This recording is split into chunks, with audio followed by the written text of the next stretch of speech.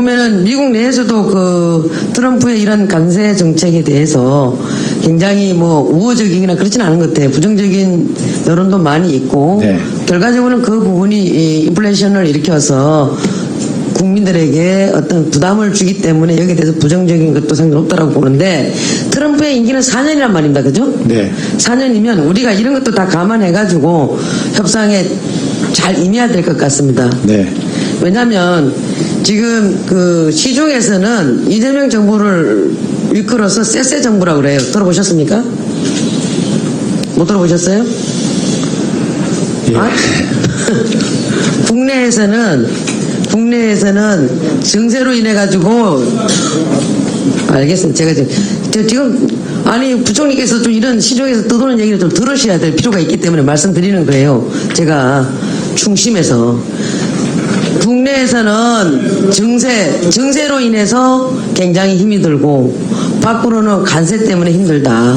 그리고 대만이나 중국에는 쎄쎄 얘기를 계속 하는 거 아니냐 이런 우려가 있어서 쎄쎄 정부를 하는데 이런 얘기를 듣지 말아야 되지 않겠습니까? 그죠? 그건 좀 너무하지 않습니까? 그래서 이제 그 부총리께 제가 요청하는 거는 지금 많은 의원님들께서 뭐 법인세 얘기도 지금 나오고 있고 더 나가서 또 반대쪽으로 우리 투자세 공제에 대해서도 말씀하셨고 그다음에 국내 생산 촉진 세제도 우리가 도입해야 되는 거 아니냐라는 말씀들을 주고 계십니다. 또 한편에서는 노란봉투에 대해서 해야 된다는 말씀도 하시고 또 그거는 아직 좀 하면 안 되지 않느냐라는 여러 가지 의견들이 있는데 지금 부총리께서는 경제수장이십니다. 대한민국 경제를 컨트롤하는 경제수장으로서 아까 본 의원이 철강 관련돼서도 굉장히 철강 문제에서 관세 50%가 이건 뭐 더 흔들림이 없다라고 하니 한 지역의 경제가 흔들리니까 포스코에 돼 있는 물론 우리 또 뭐 어디죠? 전라도? 광양입니까? 광양.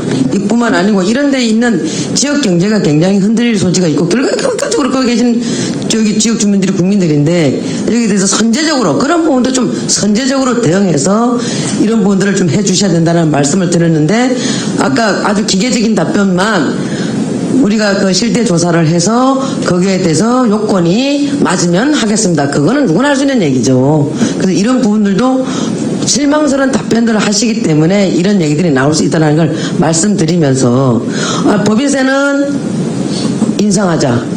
그리고 또 투자세액이라든가 국내 생산 촉진제는 또 우리가 그걸 따로 지원해 주자라고 했을 때는 이 부분을 봤을 때는 뭘 하자는 건지 도대체 그러면은 병 주고 약 주자는 건지 그래서 하나하나 차근차근 했으면 좋겠어요.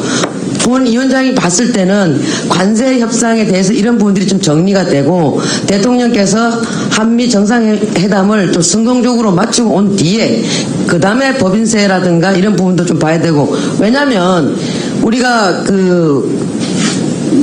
우리 그 농산물 관련돼 갖고 쌀이라든가 아니면 쇠고기라든가 이런 부분에 대해서 그렇게 규모가 크진 않습니다. 그럼에도 불구하고 국민적 저항이 굉장히 크지 않습니까? 거기는 국민의 건강권과 생존권이 같이 돼 있기 때문에 아까 부총리께서 말씀하신 대로 이 부분들은 우리가 국민적 정서를 보살펴야 됩니다.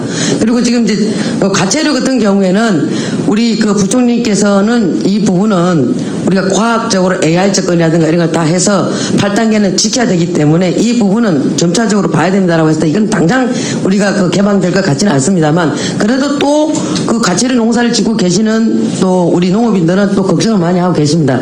그래서 이런 모든 부분들을 우리가 한미 정상회담 끝나고 난 뒤에 그 다음에 법인세 문제가 나와도 늦지 않고 그리고 나서 그 노조법 2조, 3조 이런 부분도 그 다음에 가서 하나씩 좀 순차적으로 해서 국민들에게 이렇게 해 나가면 되는데 이걸 한꺼번에 뭐 폭탄 던지듯이 확 폭탄 던져버리니까 국민들이나 기업하시는 분들이나 봤을 때는 악득을 하는 겁니다. 그리고 민심은 조금 더디 움직입니다. 그러나 정심은 아주 빠르게 움직이시더라고요. 그래서 이런 부분들을 잘 헤아려서 우리 그 경제 수장으로서 부총리께서 좀 해주셨으면 좋겠고 산업 공동화 부분에 대해서는 우리가 뭐 여러 의원님들이 말씀하신 대로 이 부분에 대해서도 지금 말씀 좀 제대로 해주시고 그 다음에 아까 뭐 고용노동부 장관에게 제가 뭐 잘 얘기해서 사용자 개념이라든가 이런 부분에 대해서 뭐 실질적 그 구체적 지배설에 대해서 뭐 거기에 대해서 명징하겠다는 걸 말씀하시는 것 같은데 이런 부분들도 국무회의 때는 허심탄회하게 우리 그 부총리께서 하셔야 됩니다. 하셔야 그래도 부총리의 그 말씀들이 국민들에게 진정성을 갖고 전달되는 거거든요. 그래서 이런 부분에 대해서 좀 말씀을 해주시기 바랍니다. 종합적으로. 예. 포항에 대해서 어떻게 선제적으로 대응해 주실지에 대해서 말씀해 주시기 바랍니다. 그것도 나중에. 예.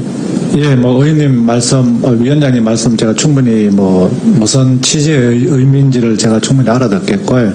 어쨌거나 하여튼 저는 한국 경제를 진짜 성장을 할 수 있는 혁신 경제로 가는데 저는 관심이 그밖에 없습니다. 그래서 뭐 강론적으로야 뭐 이런 얘기도 나오고 저런 정책도 나올 수 있는 거는 충분히 그 파트에 있는 분들은 또 열망이 있을 겁니다. 그렇지만은 전체적으로 저는 이 기업이라든지 또 근로자분들이라든지 또 국가 발전이라든지 이런 부분에 대해서는 좀 성과를 낼 수 있는 부분을 진짜 제가 전 최선을 다하겠다는 말씀을 드리고요. 이번 그 새 정부의 경제정책 방향이나 그런 예산 반영 이런데 제가 보여드리겠습니다. 보여드리고요. 또 특별히 위원님 관심이 많으신 이 철강 50%의 관세에 따라서 진짜 철강업계가 굉장히 어려움에 처할 것으로 예상이 됩니다. 그런 게 또 지역하고도 또 관련되기 때문에 제가 그 지역에 있는 회사들하고도